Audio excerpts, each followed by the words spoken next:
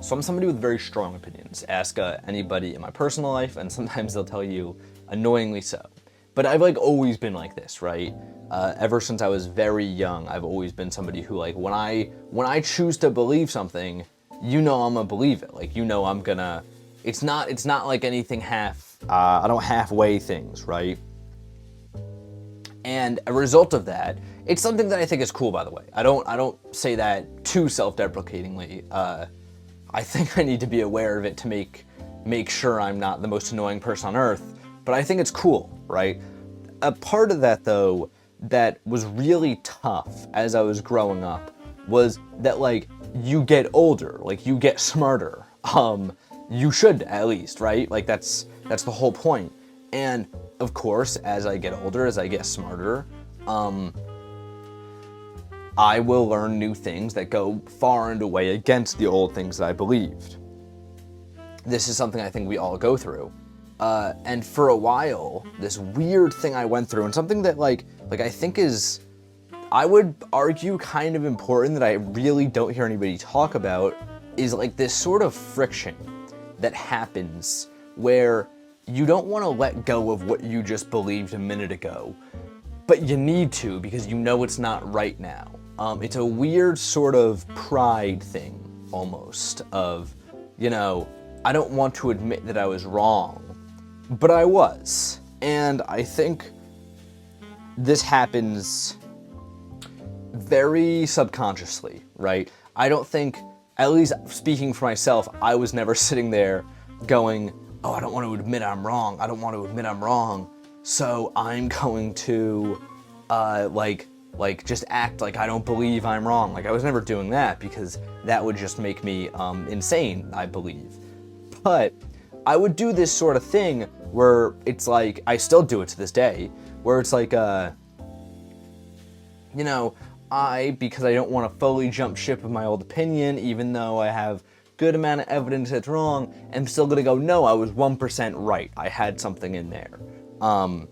So then you kind of end up in the middle, and then you slowly, over the course of, 3 years, work your way to the other side of an opinion, or of a thought, or of a take, and now you're all the way on the other side because you decided, okay, like I was wrong. I can now admit I was wrong about that, and I will be right next time because I have more information now.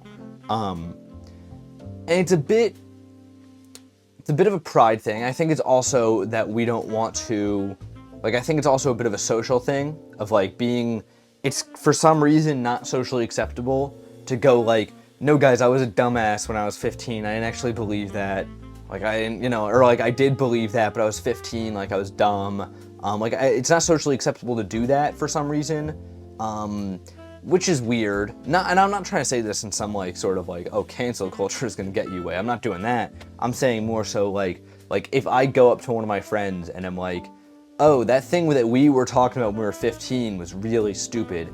They're gonna think that you're annoying for that or some reason.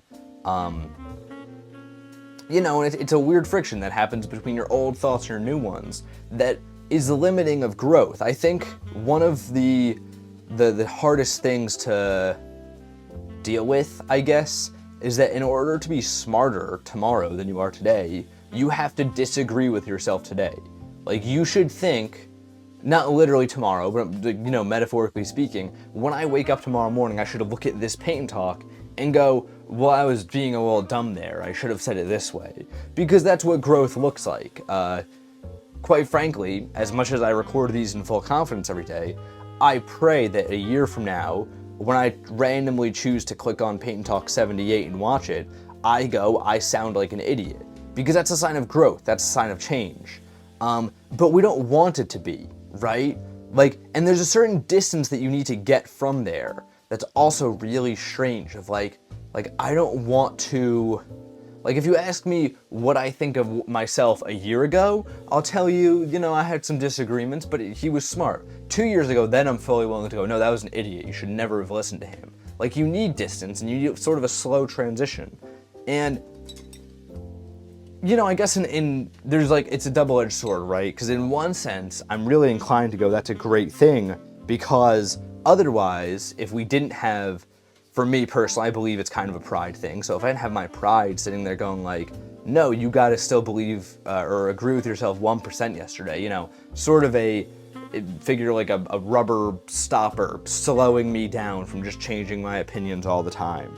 I kind of think that's a good thing because, like, if you guys ever met anyone that's really easily convinced, like you sit down, you have a conversation with them, and by the end of the conversation, they're just like, oh, I agree with everything you said and I believe you. That person's usually lying or like just a little too easily convinced. I don't want to be rude, but I'll leave it at that. They're a little too easily convinced, right? I don't like that. I wouldn't want to be that person because I think that's also kind of unhealthy. However, I think that there's a sort of anger I have with myself of like, well, why don't I just call myself out? Why don't I just say the truth that I know, that thing I said a week ago, I don't actually agree with now?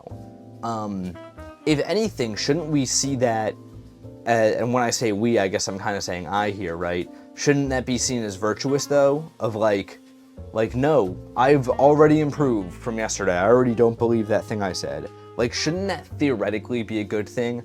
It's not though. And that's a balance to strike. I came here, when I first wrote down the idea for today's episode, I wrote down something along the lines of like, you should hate yourself yesterday. And then it was like dash on pride, limiting progress. And obviously that was an exaggeration. Would have been a great title.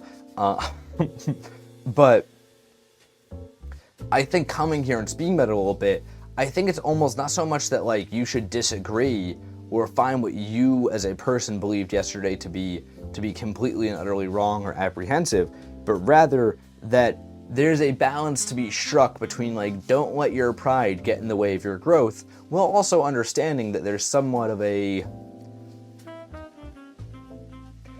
slow adoption of new ideas that should happen.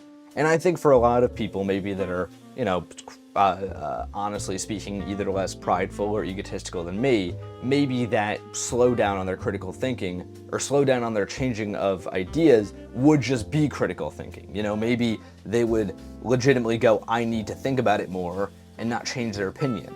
I think due to the way I am, due to me, I'm not gonna sit here and be like, I'm the most humble man on earth. Like, due to that, I think I do feel the need to have like an opinion on something rather than just being like, I sit in the middle on this or I don't know. And I think like there's probably a better way of doing it with critical thinking rather than pride. So it's almost like this part of me that I'm coming here to be like, this is annoying, this is dumb, is functionally good even though it doesn't need to be there. You know what I mean? Hopefully I'm not getting too weird on you guys here.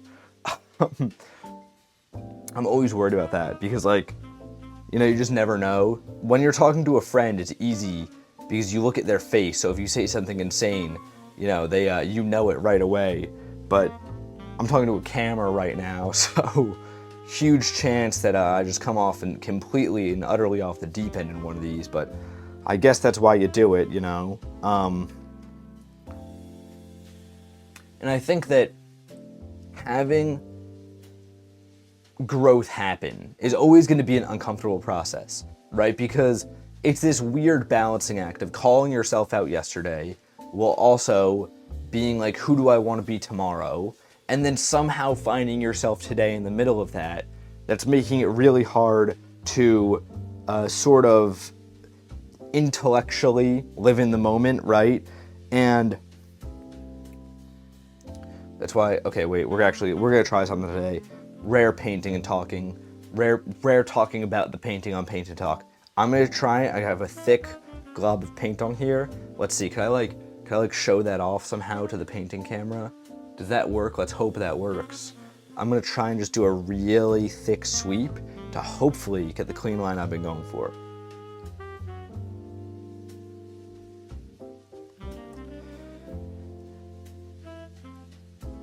You should all be on the edge of your seats right now, because I know I am.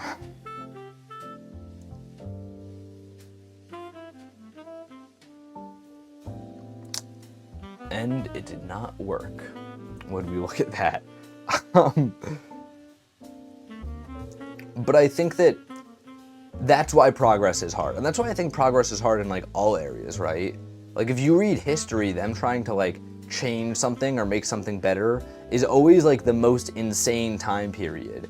Like, usually it sucks to live in. It's great, like, we're in to live right after, where, like, they just get to be, you're just in history class, and they're like, MLK, great guy, did great things, was never controversial, and, like, it's just great now. You don't have to worry about that anymore. That's a great time period to be born into. But, like, back then, like, if you actually look into, like, how things were as it was going on, like, it's usually a lot of friction in there.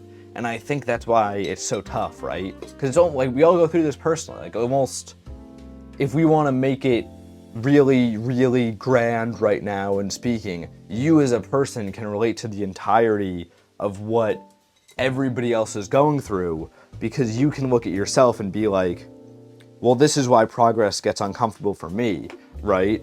And I think that there's a chance, maybe it's not true, this is kind of just me riffing here, if you will. I think there's definitely a chance, though, that that's exactly what, like, the world goes through when progress happens. That weird balance of, like, I don't want to disagree, I don't want to have to call myself out yesterday, but I still want to be better tomorrow. How do I do that while keeping my pride intact, right? I don't know. Hopefully I didn't come off insane today. I think there was a good chance of that in comparison to some of these, so let me know what you guys think. Hopefully you relate. This is the painting. Wanted to do a 3 primary colors thing, especially because I had some of this really light blue left on the palette, and you guys know I try and use up all the paint on there to make sure I'm not too wasteful with it. And I was like, it's kind of a desaturated blue in comparison to what I usually go for. And yeah, like, it makes the 3 primary colors not work quite as well, because it's like bold yellow, bold red, pastel blue. A little weird. It's interesting, though, and, you know, it's experimenting with color palettes is fun and good. Coming from a background of doing mostly my coloring in markers and digitally, I was not expecting how much skill just directly goes into picking the right colors off this palette and putting them on. That, I've had paintings in this series that are terrible technique-wise, but I just got the right colors that day, so I think they're so sick. And then I have paintings where, like, maybe the technique was fine, or, like, largely things were good in the painting, but I just didn't nail the colors and they look terrible because of it. I never would have expected that, but I guess that's just the beauty of painting every day in Paint and Talk, not to plug the series in the middle of it, but go check this out over on the Instagram, see it with a little bio written up. Hopefully, let me know down in the comments below if you guys related to any of this, or if you just want to drop a dice. You're not insane, you can keep doing this. That'd be great, that'd be awesome. And until next time, guys, gals, and pals, my name is Max Dice. This has been Paint and Talk episode 78. I'm your every morning painting and talking with you all.